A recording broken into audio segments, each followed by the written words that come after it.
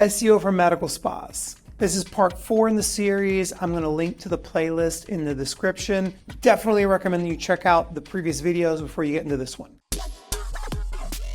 So after you've gotten your technical SEO all buttoned down, you've built out all of the service pages and blog articles that are going to drive the relevance for your website. It's going to make Google say, okay, the content on this website is relevant to the searches people are performing.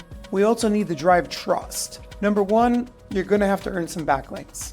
Google uses backlinks from other websites as sort of a vote of confidence in your website. The whole idea is that if a local sports league or if a medical spa association, or even better, if a magazine is linking over to your local medical spa, it's got to be for a good reason. The question is, how do you get people to link to your med spa's website? Now, I'll just give you the short version. Very few people that do SEO know how to do this. At best, they'll go to a marketplace and purchase backlinks that ultimately have no value. Google knows that those websites are being sold. As a matter of fact, a lot of the time they log in to see what websites are listed there.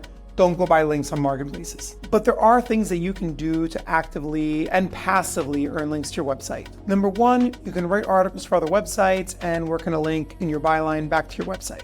Don't do this at scale. It can start getting spammy really quickly. Number two, statistics and data really do a great job of passively earning links over time. That topic is a video in and of itself. If I ever do shoot one, I will link to it in the description. But if you just want to talk to me about how we can do link building for your med spa, feel free to reach out. Number three, you do something newsworthy. This is where a PR person can really help your SEO. If they can get you coverage in industry or local publications that have a followed backlink over to your website, it'll help. As a matter of fact, even Google's getting so advanced that these days, even getting mentions on certain types of websites, even without a backlink, can help to establish the entity, the trust that it has in your company and its website. Trustworthiness is not only about building backlinks, however.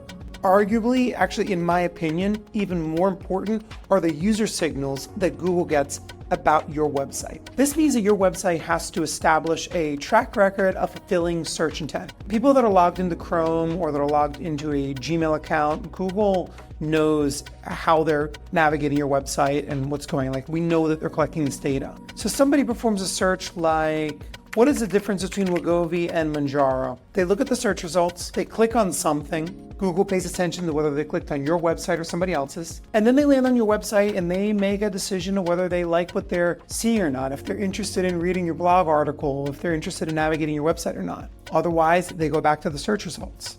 And Google's paying attention to all of this. Once your website establishes a track record of fulfilling search intent for people, you'll find that it'll be very easy to get new pages ranking in the organic results. Which leads us to video number 5 of this series, which is integrating a content strategy both for your blog and your social media. If you get this right, first of all, it'll be a really great way for you to establish that trustworthiness that I was talking about. In other words, answering all the questions that people have about the treatments that you offer, while also filling up your social media calendar. So check out video number 5.